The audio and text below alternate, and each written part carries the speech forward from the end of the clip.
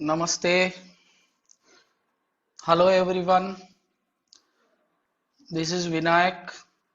I am back with today's topic, that is from the politics. We are going to learn about the fourth chapter, gender, caste and religion. So regarding this, I am going to share a PPT for you, and then I request all of you to note down the basic key points from the PPTs in your notebooks so that it will be helpful for your further preparations. So let us share. Now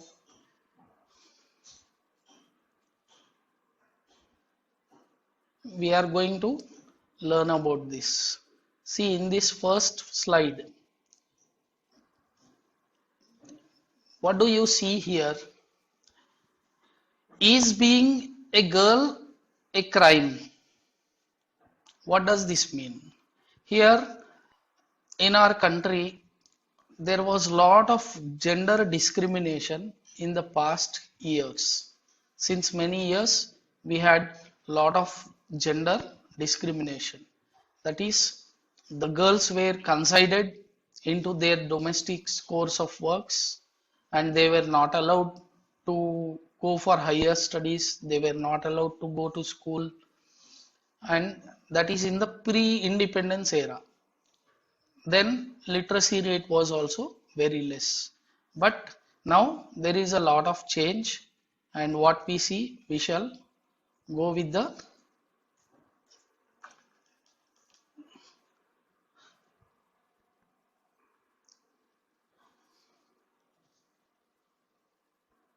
see different aspects of life where women are discriminated. First of all, today in this chapter, we are going to study about gender, religion, and caste. So, you know what is gender? Gender means there are three types of gender.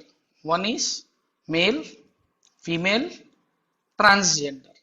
So, three types of genders are there. So, now we are going to study about the gender. That is here different aspects of life where women are discriminated. Literacy rate among the women is 54% as compared to 76% among men. As just now, as I told you, in the pre-independence era, women were not allowed as per our culture. Women were not allowed to study.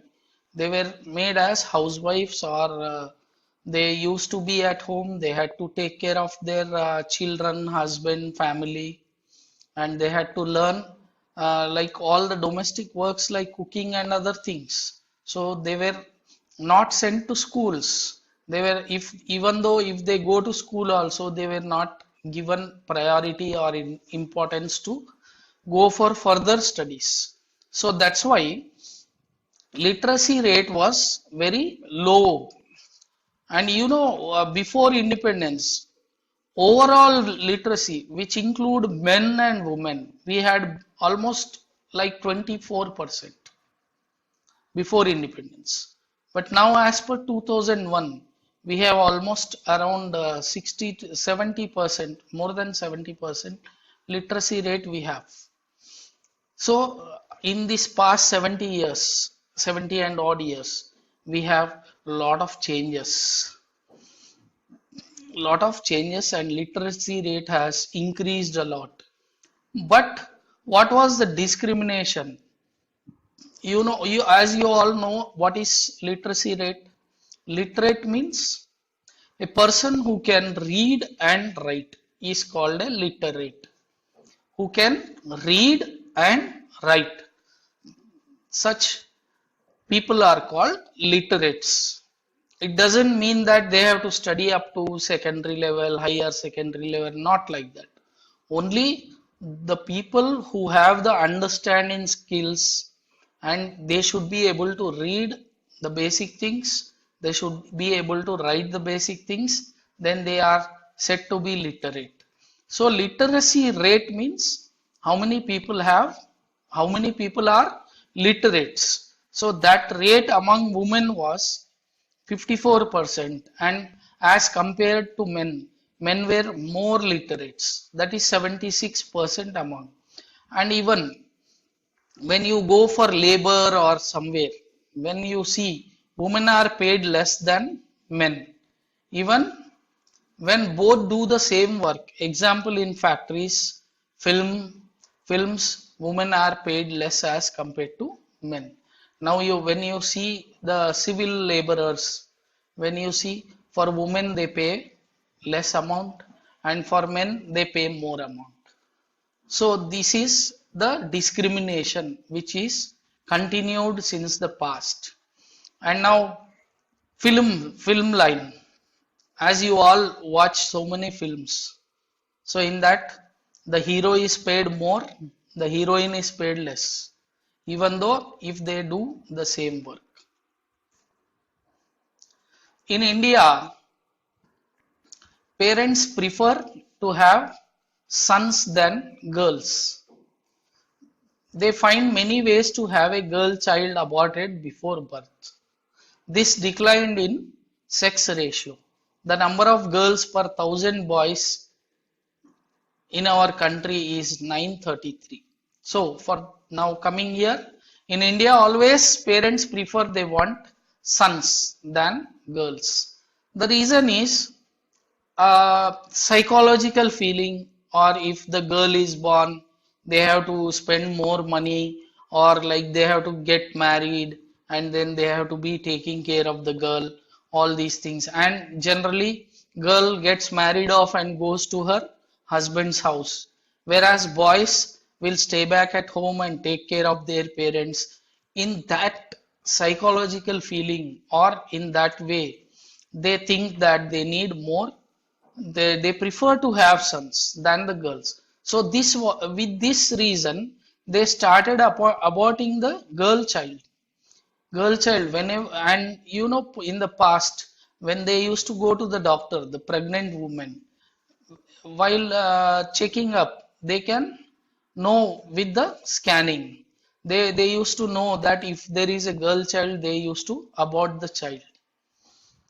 About the child means like killing the child in the fetus itself. So with this they did not want girl child. That's why they used to get aborted. With this what happened?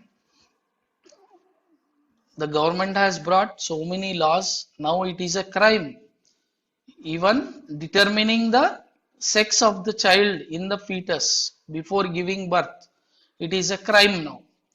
Even it is up to the extent that the doctor will be punished and doctor will be sent to jail. There is no bail for it, and then their practice license or their certificate gets cancelled.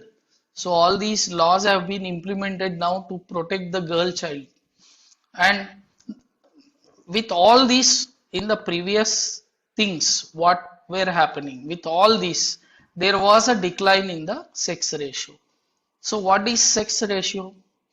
In the sex ratio you have number of girls for number of boys. That is, actually the ratio should be balanced. If there are 1,000 boys, 1,000 girls should be there. But in our country we have less number of girls. That's why many people are being unmarried nowadays, because they are not getting the girl to get married. Why? Because there is a decline in the sex ratio. So now only out of 1,000 boys, 933 girls are only there presently. So almost 67 boys may not get the partner. So in this way it is, now we need to increase the sex ratio. Whereas in other countries, say in the Asia itself, like Thailand, Malaysia, if you go to Cambodia and those countries, Philippines, you have the sex ratio in the reverse form. That is, girls are more, boys are less. Whereas here, this is a problem. So there are reports of various kinds of harassments, exploitation and violence both in rural and urban areas. Women are not safe at home even due to harassment and domestic violence. And with this systems in our culture or in our life, there are very many kinds of reports that women are harassed, exploited. Harass means a husband may harass, some other family member may harass, or some other people may harass the woman. And exploitation is like even in the office where they are working or any other places they are being exploited, and violence both in rural and urban areas, like husbands beating the wives or in-laws beating the woman in this way. So women are not safe at home even due to harassment and domestic violence. So there is no safety, and so many cases we see every day in the news or newspapers or in the TV. All those things, they should be protected. Women should be protected. So for this reason, there were a lot of movements which started in our country. These movements relating to women, we call it as feminist movement. Feminist movements are the movements organized by the women organizations for equality for women in family, personal and family life. So these feminist movements means all the women's organizations. They started in the late 80s. There were a lot of movements going on, and the women always fought for the equality with the men. So now effects, what were the effects? Political expression of gender division, political mobilization helped improving women's role in public life. See, here political expression means what is political here? In politics also we see many women. So you see in this slide, you see like Mayawati, Mamta Banerjee, Jayalalitha. Okay, fine. Now she is no more. But these people, even in the political circle, they fought for the women's rights. And there were many other women like Menaka Gandhi and many other women politicians who started mobilizing these movements and helped in improving women's role in public life. And there was a lot of change in the public life. Now women are working as scientists. You see in present situation, you see more women. See, they work as teachers, they work as doctors, lawyers, managers, and even engineers. And they are almost equivalent to men. In countries like Finland, Norway, and Sweden, the participation of women in public life is very high. You find more women working in European countries and some of the Asian countries also. You find more women working almost all the works what the men used to do. So, what was the demand of these women organizations, and what was the outcome of these feminist movements? They are the equal rights for women in all spheres of life. They wanted equal rights for women in all spheres of life and extension of right to vote. See, extension of right to vote is depending on the different countries. For example, in India, women have right to vote, but countries like Saudi Arabia, they did not have the right to vote. Women were not allowed to vote. Only men were given the rights to vote. Like that, many more countries had this problem. So slowly, because of these feminist movement, lot of changes came. Now see, that's why equal rights were asked. And then now universal adult suffrage. That is, they wanted to have the right to vote. Enhancing political and legal status of women. They wanted to enhance for the better status of the women legally.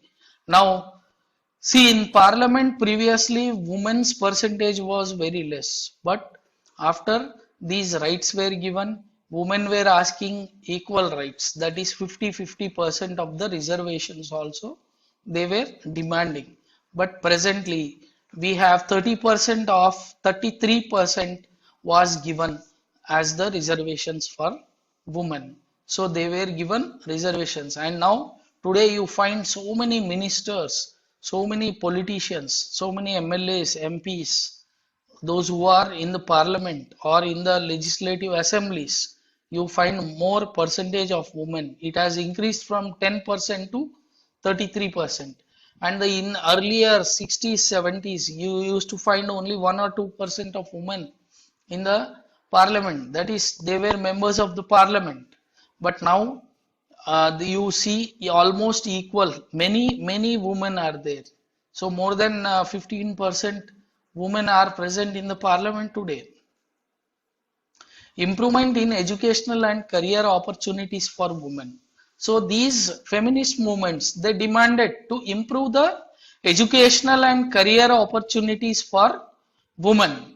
So because they also wanted the equal rights, so they said that they need more opportunities in the field of education and career. So how this can be improvised?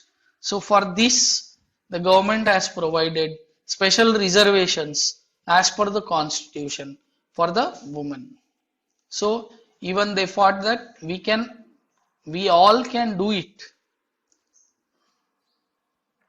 So status of women's representation in Indian legislative bodies. As I told you, in India, women participation in political area is very low. In Lok Sabha, it is not even 10%.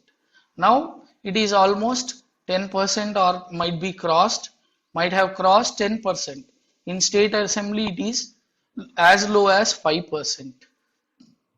Latin America and African women participation is higher than India. See, there is a graph given of various countries. So India is almost in the second position. Steps can be taken to improve women's representation in politics. It should be legally binding to have a fair proportion of representation of women in the elected bodies. Some seats should be reserved for women in the state assemblies and Lok Sabha.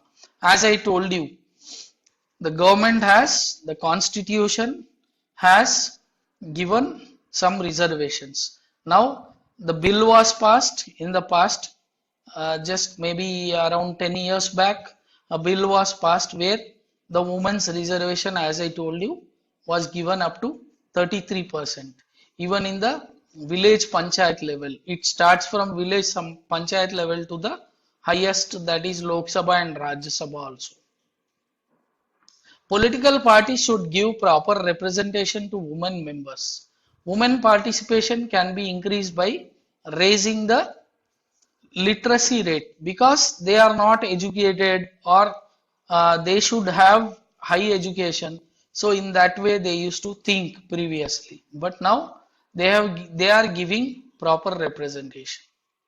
Relation between, now coming to next topic, that is relation between religion and politics. What is religion? As we know, India is a secular country which gives equal respect to all the religions. We do not have any official religion. That's why we are considered as a secular country. So here, what is the relation between how it should be?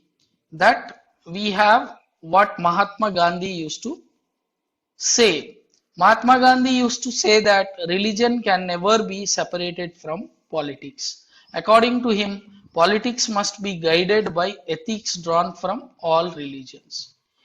See what he said, there should be a relation and cannot be separated from the religion and politics must be hand in hand. Means what he said, that politics must be guided by ethics. What do you mean by ethics? The good things, the good principles from the religion. So how you are able to gain it? From the extracting from the religious books like Bhagavad Gita or Quran or the Bible or any other religious books. From that they have to draw the best things, which we call it as ethics. Then women's movement have argued that family laws of all religions should be same. Yes, this is an important thing. In your textbook you may not find. Family laws means what? About the marriages, divorce and all other things. So all these should be same for all religions, but different religions have different systems. Recently we have seen about the triple talaq case. Triple talaq case, what is that? It's the law for divorce in the Muslim community, in the Muslim religion, Islamic religion. What they used to do? Any man can divorce by saying only 3 times talaq, talaq, talaq. But that is not fair enough, the people thought. So what our government did now? They abolished it and they brought all the family laws in that, and they removed so that they can give more safety and security to the Muslim women. So this is one of the example for family laws. Human rights groups have argued that most of the victims of communal riots in country are people from religious minorities. They have demanded that government should take special steps to protect them. See, as our constitution has given lot of importance to the minorities. What do you mean by minorities? A particular religion followed people. If their percentage of population is less, they come under minority. If it is more, they come under majority. In our country, Hindus are the majority.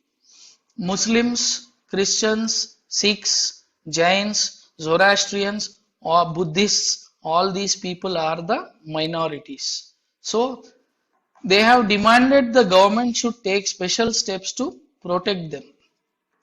How can religion influence politics? Religion and politics, how they are influencing. Mahatma Gandhi believed that politics must be guided by ethics drawn from all religions. Ideals and values drawn from different religions should play important role in politics. As we discuss now, from the religion, they should extract or they should take the best things out of it, and it should be implemented in the politics. People should be able to express in politics their needs and demands as a member of a religious community. As a member of a religious community, they should express it, that in politics, that these are our needs and these are our demands, which should be helpful to the society, to the community. Then only it is advantageous, or then only it will go in a proper manner. Those who hold political power should be able to prevent discrimination on the basis of religion. See, those who are in the government, that is hold political power, should be those who are in the government means here it may be ruling party or it may be the opposition party. But if they are in politics, they should be able to prevent discrimination. There should not be any discrimination in the politics in the name of religion. But generally, in the present scenario, we are seeing that some of the discrimination is being followed on the basis of religion or caste. So now we will learn what is communalism. Communalism means Communalism is a situation where a particular community tries to promote its own interest at the cost of other communities. That is here religion. Religion is the main thing. Here people belonging to one particular religion will try to promote their own interest or their own religion in the cost of other religions. Means what they will do? They will show much importance to their own religion and they try to degrade the other religions or suppress the other religions, or they should not, they talk something which is not good. For that reason problems come in the communalism. Discrimination they will show, and then they will propagate their own religion by uh, disregarding other religions. So that's why we have a fundamental right in our constitution. What is that? Right to freedom of religion. We have our own right, we have our fundamental right that if we belong to one particular religion, we have our right to follow our religion. And even though on our own consciousness or our own conscience, we can convert ourselves to some other religion, but not by taking money or going for some other greed or advantages. But it is like what we need to follow is we need to respect other religions also equally. We are not supposed to uh, suppress other religions or talking ill of other religions or doing wrong propagation about other religions. We are free to talk about our religion. We are free to talk about propagate our religion. That's why now in the TVs, morning, early morning, when you open, you see so many channels, so many people, religious people talking, giving discourses, giving programs, giving interviews, and this is going on. That is propagating of that particular religion. But it doesn't mind that you have to discriminate other religions. So when does communalism problem becomes acute? Religion is seen as the basis of the nation. When problems come, communalism problems come or become very bad, the situation is when a religion is seen on the basis of nation. So on the basis of nation, we are not supposed to compare with the religion. When one religion and its followers are discriminated by the others, what we discussed now. That is, we should not discriminate other religions. When people start believing that belief of their religion is superior than other religions, and they should not believe, people should not say that their own religion is superior and the other religions are inferior. We should not talk about it.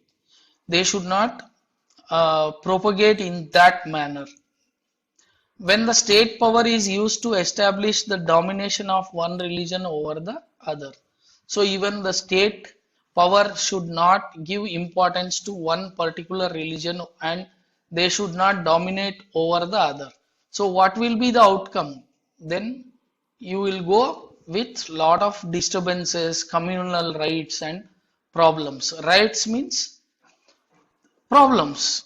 So they will fight and then they go against the law, they try to loot the shops and they burn all the things. What we see generally sometimes, major beliefs in communal people. The followers of a particular religion must belong to one community. Their fundamental interests should be same. People who follow different religion cannot belong to the same social community.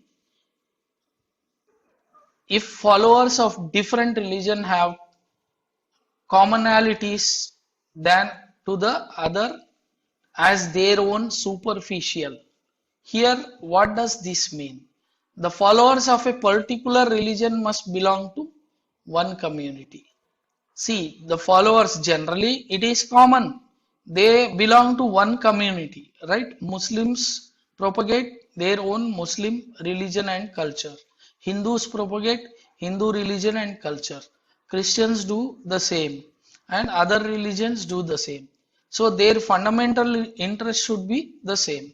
They, as per the constitution and as per their religious books, they should follow the same ethics.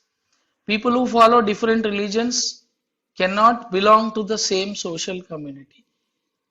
See, now generally social communities are different. Social communities come through the society.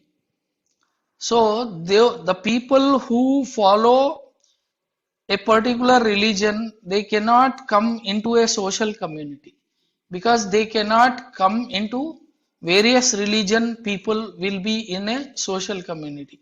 So there they should not bring the topics of the religion or the superiority of the religion or the mainly the domination of the religion. So if there is, then it goes to a negative part. Ideals of communal politics fundamentally flawed. Most of these beliefs are not true. So whatever people are believing, many of them are not true. People of one religion don't have the same interest and aspirations in every context. Here, people of one religion, if they are belonging to one religion, they don't have any the same interests and aspirations. Aspirations means a kind of desire or goal or aim in every context. Everywhere it does not work. Everyone has several other roles, positions and identities, because every individual has different roles. They are into some positions, they have their own identities, they are into different occupation. There are many voices inside every community. Every community, the people have different way of thoughts and expressions, what they speak, and their ideologies or their mindset ideas, they are different. All these voices have the right to be heard. So everyone has to speak because we have the fundamental rights. So we have right to speak. So that's why everyone must be heard. Different forms of communal politics. People often believe that ideas of their religion are superior to the ideas of other religions. People of a particular religion wants maximum representation of their religion in the politics. This takes the form of majoritarian dominance. So generally nowadays people have this idea that their religion is superior, their religion is good, their religion is the best compared to other religion. This is a very dangerous aspect, and then they want maximum representation of their religion in the politics, which takes into the shape of a majoritarianism. Majoritarianism you studied in power sharing, right, in the first chapter. So the same thing they are expecting. We saw majoritarianism in Sri Lanka, that is they gave a lot of importance to the Sinhalese, and the religion was Buddhism. It was an official religion announced, so that's why they had lot of problems in power sharing. As a result of its people of minority community then demand separate state for themselves. So that's why people are demanding separate state for themselves because of the these issues. We saw the good example like Tamil speaking people and the Sri Lankan and Indian Tamils, they were demanding a separate Elam. Elam means state, because they were not given importance in the country. So that's why they wanted separate rights, separate state. where they want to have a separate rule for themselves. So in India now major religions are Hinduism, Jainism, Buddhism, Sikhism, Islam and Christianity. But before that we are Indians. So we are Indians. So first we are the citizens of this country. So we need to give respect to our country. Then only we must go for our religion. Mobilizing people on communal lines in politics is another form of communal politics. Mobilization is done on the basis of emotional appeals, fears, symbols, religious slogans by the leaders, etc. So generally during election time or any other part, what happens? There was a lot of mobilization of people to bring all the people in the name of religion for the votes. That should not be done. So that's why our code of conduct during election, it is given by the Election Commission of India that they should not use any religious symbols during elections. It is, in its most ugly form of communalism leads to violence. People from various religions are opposite to each other and they use violence to show their religion's domination. So what happens when there is any small dispute between two religions? There will be violence. It takes in the shape of a communal riots. So they burn different religious communities. They burn all the things, vehicles. They loot the market. They loot the shops and all those things in the name of religion. And this will show the religious domination. This is a very ugly part. And you know the biggest example what we have seen in the past is the about the bloody partition. Bloody partition, why we call it? It was a very bad situation.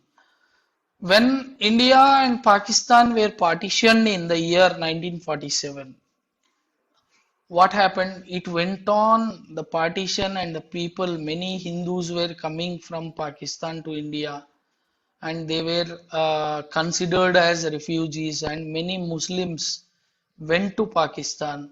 Whereas in India, we had told that whichever Muslims want to stay back here, they can stay back and they will be protected by the government and they will be in the minority. Whereas many Muslims went to Pakistan that they expected that they will get a better future, better life for them. So during that time, it went on up to 1948, 1 year. There was lot of communal violence, communal riots, and people were killing each other. And you know, trains were going from India to Pakistan and Pakistan to India. So almost full train dead bodies were coming from Pakistan to India, that is Hindu dead bodies. The same way Muslim dead bodies were going to Pakistan. So in this way, a lot of communal riots happened, and this was very, very bad time during the partition. Worst communal riots we call, that's why. Constitutional provisions that make India a secular state. We were talking about secularism because we give equal importance to our all religions in our country. That's why we are called as a secular state. So here there is no official religion for Indian state. Indian state means Indian country. Whereas in Sri Lanka, Buddhism is the official religion. In Pakistan, Islam is the official religion. In England, Christianity is the official religion. Like that, many countries are having official religion. The Constitution provides to all individuals and communities freedom to profess, practice, and propagate any religion of their own choice. So every citizen of India has that right. individual. We have the freedom of religion, profess, practice, and do propaganda of our own choice, but not to talk negative or not to talk bad about other religions.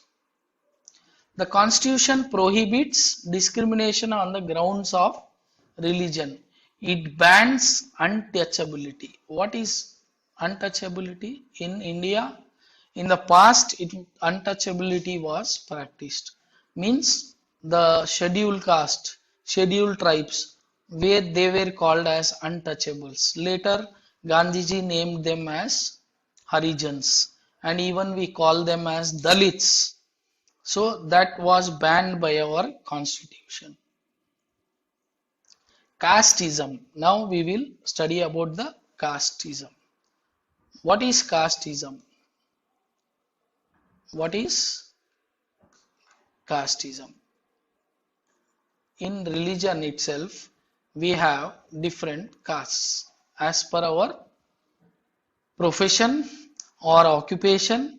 We were divided and subdivided into various castes. In India, casteism is different from other societies, as in India, hereditary occupational divisions were sanctioned by rituals, by the heritage and culture of our in the country in the past. Members of the same occupation married with their caste groups and did not eat with the members of the other caste groups. That is, marriages were performed only in the same caste, in the same group, in the same religion, and then in the past, the higher caste people never used to eat in the lower caste houses, or their food was not taken up. And in Indian caste system, majorly there were four, and then again subdivided into various castes. The first and foremost was the Brahmins, then the Kshatriyas, then the Vaishyas, then the Shudras, and in Shudras it was divided into Dalits, Parijans, or Harijans they used to call, or Pariyas they used to call. See, Brahmins, mostly Brahmins were in the field of doing religious part of work, or they were the teachers, or they were in the educative fields. Kshatriyas, they were the warriors. They were considered as the warriors to protect the country, to protect their kingdom or the nation, protect the land. Vaishyas are the basically the traders, the business people. They used to take care of the trade and business. Shudras are the people who used to take care of the cleanliness and sanitation and other works, even like small works like uh, cleaning, sweepers, cobblers, doing all the lower part of the works.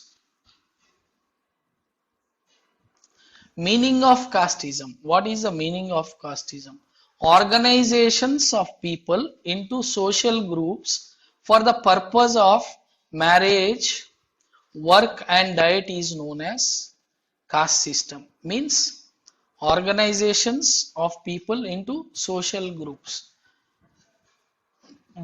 According to their occupation, it was organized.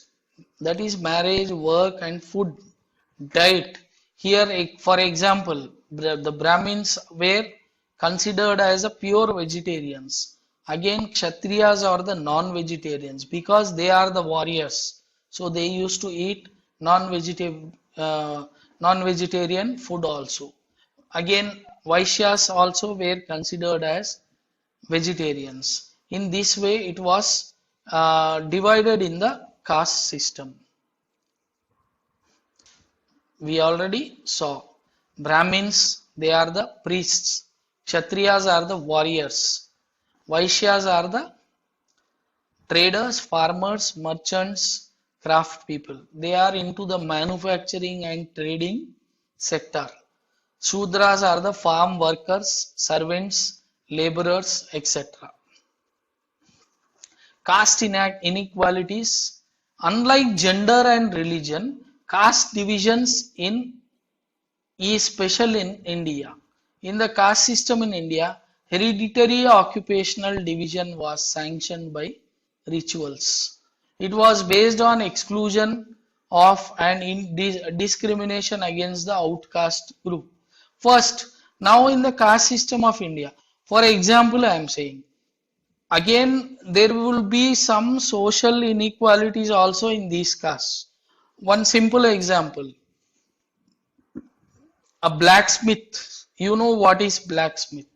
Blacksmith is a person who is doing all the work of molding the iron ore or the iron things, and he will be making different types of tools of iron. They are called as the blacksmiths. Again, the next is the goldsmith. A goldsmith is the worker who does the gold jewelry, who molds the gold and prepares various ornaments. Okay. And then comes the carpenter who does only the woodwork. All the woodwork they do. We call them as carpenters. Actually, all these three, that is the blacksmith, goldsmith, and the carpenters, belong to the same caste. But never we see that a goldsmith's daughter is getting married to a blacksmith's son or a carpenter's son, or vice versa. All these three communities, they never give their children or they never get married to each other in the same group, but they see in the same community. Why we are talking about this? Because this is again a social community. That is, all the goldsmiths get married in their own social community only. They won't go to the other community. The same way the carpenters also are the same and the blacksmiths are also the same. So even though they belong to the same caste, but they have a social community. They have their own social group. So that's why they never interchange to each other. So even this is also a inequality only. So it was exclusions and discrimination against the outcast group. And here exclusion and discrimination was more done in the fourth part, that is Sudras, outcast, untouchability, all these things were practiced in our country in the past. Now the constitution has made untouchability is a crime. Caste inequality still continued in India. Most people marry within their own caste and tribe. They don't get married to other communities. But now, just because we saw in the gender thing, sex ratio is very less, because it is 1000 boys to 933 girls. So because of these sex ratio problems, now people are having that intercaste marriages and other things, because they are not getting any girls in their own community. So previously they never marry out of their caste and tribe. Despite provision in the constitution, untouchability has not ended completely. There has been rich and educated people from lower caste and nowadays, but their percentage is much less as compared to upper caste. See, because the government or the constitution has given so many rights to the lower caste people, reservations are given. So many people are getting highly educated from the lower caste groups. We see so many examples, so many officers, so many people who are in the higher positions, highest positions, coming from a very low caste groups. But still the percentage is very low as compared to the upper caste. Large mass of low caste people still do not have access to education, have remained illiterate and uneducated. This happens only mostly in the villages or the migrated laborers to urban areas because they are more worried about their life, that is their living conditions are very bad, so they remain illiterate and uneducated. So caste alone cannot determine the election result. So now what happened? Politics has taken in such a shape that they are using caste more. They are using the caste structure as one of their tool to win the elections. You see now everywhere where a Reddy community is more, there the political party will field a candidate or nominate a candidate to contest the elections from the Reddy community itself. Where you find Dalits more, they will bring a SC/ST candidate to contest the elections. If you find Chaudhries, there you find Chaudhries. Like that, different caste people. So that's why the constitution has given some reservations.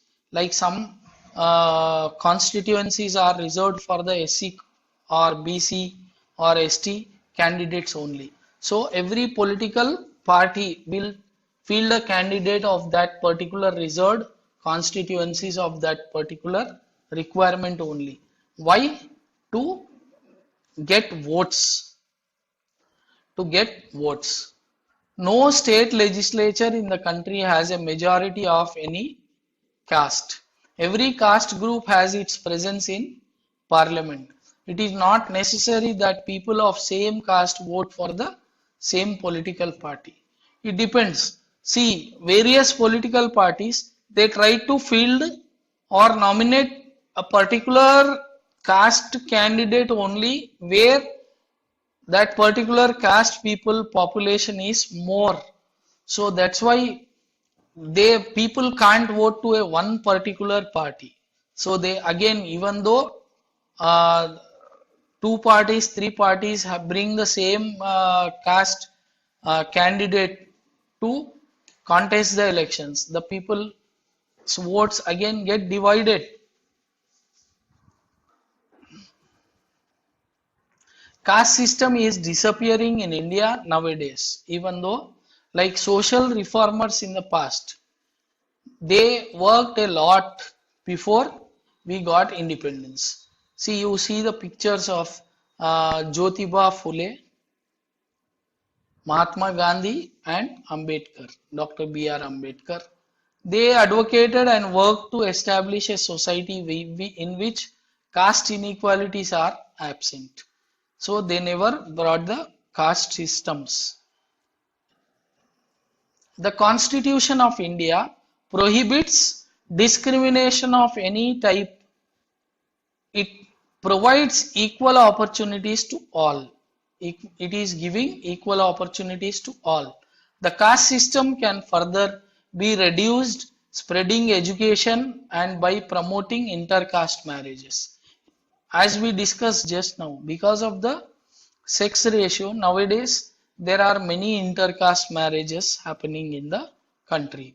Love marriage, intercaste marriage, all these go in such a way that the caste system gets reduced. Casteism in Indian politics. While choosing candidate, when parties, we discussed this. When parties choose candidates in election, they keep in mind the caste composition of the electorate. Electorate means that particular constituency, that particular seat, and nominate candidates from different castes so as to get necessary support, necessary or the required votes to win the elections. While forming a government, when the government are formed, political parties usually take care that representatives of different castes and tribes find a place in it. Generally, when the government formation is there, the ministries are allocated. So they see that all castes will get equal representation in the government. While campaigning also, political parties and candidates in elections make appeal to the people to give them their votes on the basis of castes. Even they ask the castes on that basis. Universal adult franchise. What is universal adult franchise? And the principle of one person of one vote compelled political leaders to raise the caste-based issues during elections. Actually,